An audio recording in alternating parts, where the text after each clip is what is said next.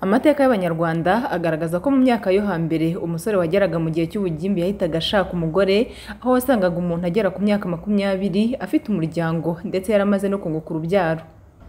Gusa uko imyaka igenda ishira ni nako ubuzima buhinduka ndetse n'uburyo abantu babagaho bugahinduka. Muri iyi myaka biragoye kubona umusore wubatse urugo ari munsi y'imyaka 25 nubwo hari aho bibaho ariko si cyane nka mbere.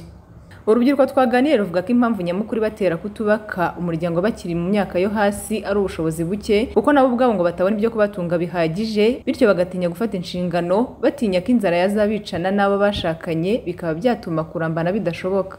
Ni ubukene, nta mafaranga baba bafite. Nese wafata umukobwa ukamukura iwabo, ugahita urubyiruko rubashije kubona akazi rwashaka, kuko ntago bashaka batabonye ako kazi. Jabona za waba ufite ibyishimo, ubwo rero akagira ngo wavuye no kurya ahandi, agafata inzara rero yo kwigendera akigira iwabo, agahita ahitamo no kwicuruza.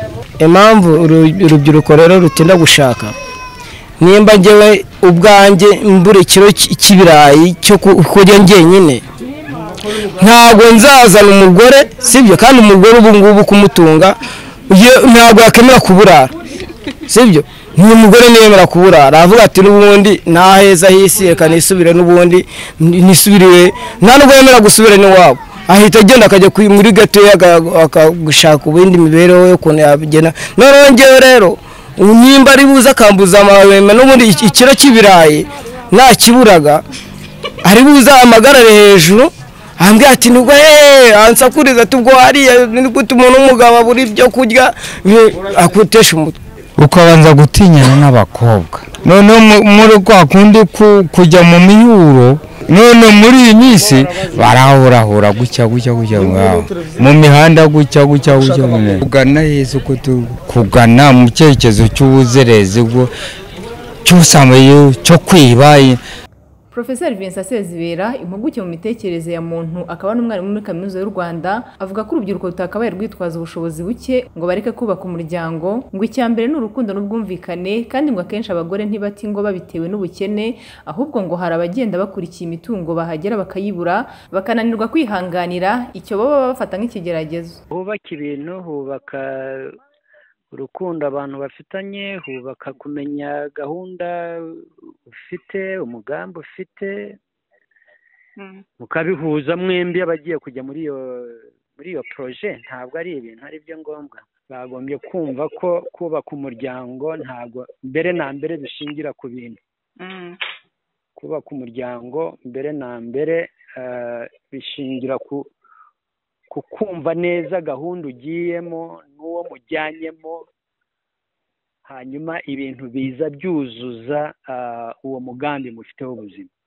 Rero abantu bagendeye kuri iyo myumvire yo gushingira ku bintu gusa byaba ari akaga. Nubwo kwisonga urubyiruko rugaragaza ikibazo cy'imibereho nk'izingiro ryo gutinya gufata izi nshingano zo kwagura umuryango rukiri mu myaka y'ubusore, ku rundi ruhande hari n'abavuga ko gatanya ziri hanze aha mu miryango amaze kubakwa na za rurucantege rutabura gutuma bamwe bagira ubwoba, bakaba batinda cyangwa bakanga gushaka burundu, kuko baba bakeka ko n'abingo zabo zazazamo ibibazo nk'ibyo. Muri raporo y'ikigo cy'igihugu cy'ibarurishamibare ivuga uburyo imibereho y'Abanyarwanda yari ihagaze mu mwaka wa 2020, yagaragaje ko mu bantu 30,859 bashyingiwe byemewe n'amategeko uwo mwaka, harimo abasore 3,965 barengeje imyaka 40. Janet Kabayiza, Yongwe TV i Kigali. Ni ubukene, nta mafaranga baba bafite. Urubyiruko rubashije kubona akazi rwashaka, kuko ntago bashaka batabonye ako kazi. Ariko baravuga ngo hari urukundo rwose ngo umuryango urakomeye. Nese wafata umukobwa ukamukura iwabo, ugahita umuzana, nta kintu ufite, nta n'akazi ufite, ubwo wajya ugura ikiro cy'ibirayi mukagiteka cyangwa inzara ikamwica, ubwo urumva yabyemera? Ahubwo yajya abona za waba ufite ibyishimo, ubwo rero akagira ngo wavuye no kurya ahandi, agafata inzara rero yo kwigendera akigira iwabo, agahita ahitamo no kwicuruza. Mutekereza ko kutubaka umuryango k'urubyiruko ari nk'izihe ngaruka ejo hazaza ku muryango nyarwanda? Kutubaka k'urubyiruko ni akazi nyine, ni ukubura akazi. Iyo tubuze akazi rero nkatwe urubyiruko, igihugu gisubira inyuma, ntabwo gitera imbere. Ubwo rero tubashije kubona akazi, igihugu cyatera imbere. N'abavugaga ngo kigwiza abana b'inzererezi kenshi ngo kubera ko rwa rubyiruko rugenda rujya hirya no hino ukifatira ngo sinzi ukuntu babyita ngo niba ari ku biro akajya nyine urabona yabuze akazi urumva yabuze akazi ntabwo yajya kuzana uwo mugore aravuga ati nimba abonye nk'inote y'igihumbi aravuga ati ndagura ikiro cy'ibirayi cya 400 so birahita bihura nyine yarahita abona ipuraye yuzuye akabonye umugore amufite ntabwo yafata inote y'igihumbi ngo abashe kwijera ngo ayihahishe urubyiruko mwebwe mu igisubizo ari nk'ikiye kugira ngo nibura ejo hazaza mwiyumvemo ubushobozi bwo kwamwaka ku muryango igisubizo ni uko mwadukorera ubuvugizi tukabasha kubona akazi ariko bavugaga yuko ngo bakwiye korohereza urubyiruko muri rwa bucuruzi buciriritse urabona byaba ari nk'igisubizo koko byaba ari igisubizo byibuze bagiye badufasha kwegura urubyiruko tukabona akazi tukabasha kwiteza imbere nako ubwacu byadushimisha uramutse baye nk'umuyobozi wowe tuvugisha ukuri ni akahe kazi washyiraho urubyiruko koko ndamuka mbaye umuyobozi ni nk'akahe kazi washyiraho urubyiruko ukaruhaza akazi se urabona gahari akazi ntabwo kabuze ikibazo icyabuze ni ukubahereza uburenganzira kugira ngo babikore akazi ntabwo kabuze ushobora kubahereza uburenganzira kugira ngo babikore urumva oya uri muvangira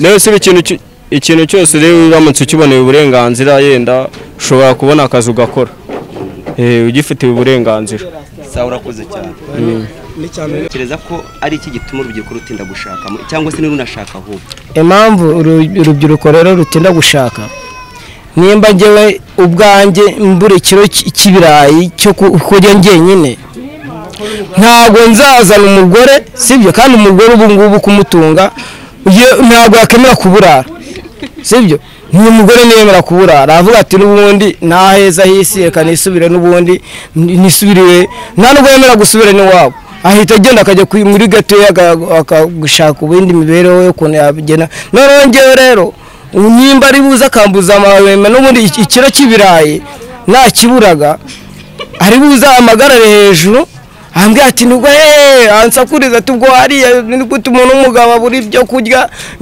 akutesha umutwe bituma wenda ujya no kwiba cyangwa utekereza ibindi bintu kubera ko yakubuje amahwema ntiwumva rero ko kuba urubyiruko nta mikorere n'uwo mugore ntabwo wajya kwira umushaka ntabwo wamushaka ntacyo ufite uri umugabure uhitamo rero kubyihorera ni nk'iki cyabaza ari nk'igisubizo ku rubyiruko narwo rwakuba ku muryango babyishimiye ngewe ikintu numva ni uko ubu ngubu hari utuntu umuntu avuga ati wenda nabonye 10,000 10,000 reka njye kubizunguzamo idodo cyangwa inyanya cyangwa imyenda ugasanga wajya no mu muhanda ugasanga barimo kukurukamo bakagufata bakajya kugufunga kandi wari mu kuzunguza rero numva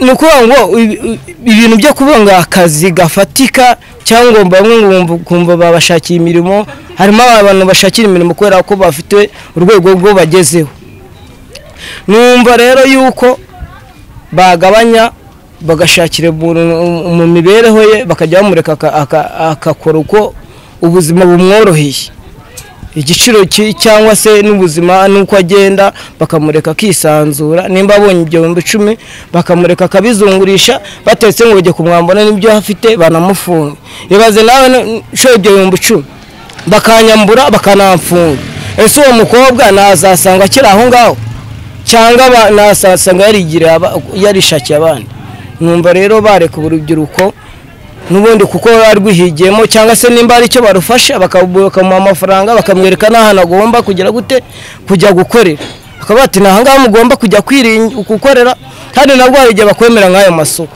ugasanga abakire nk'ubu mutwemereye nk'isoko wasanga abantu bakire bari bafite imice n'ibiki byose ugasanga n'abafite mu modoka barimo kubirwana ngo bashaka kubijyamo wa wundi bagasanga bamukujeho sibyo w'umukene kandi ari we bashaka kugira gute kurengera numva rero ibyo bintu mwadukorera ubuvugizi kubera ko papa wacu nyakubahwa perezida aradukunda ariko abantu bamukore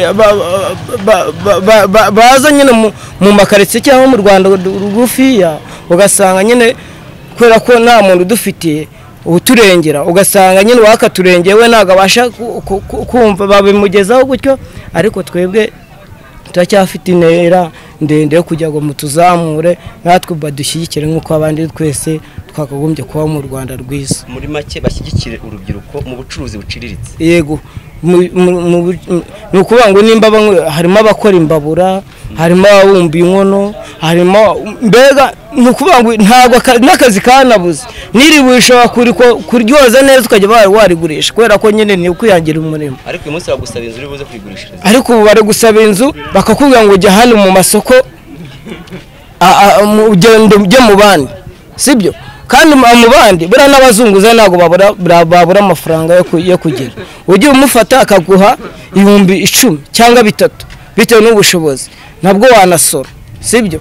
Ariko nimba bemera kudushyigikira bagashyigikira abantu bose babashake, nimba ari iryo soko bashaka abantu babahagarariye bavuga ati uyu muntu koko ni nyakwigendera arababaye, sibyo? Bamufashe.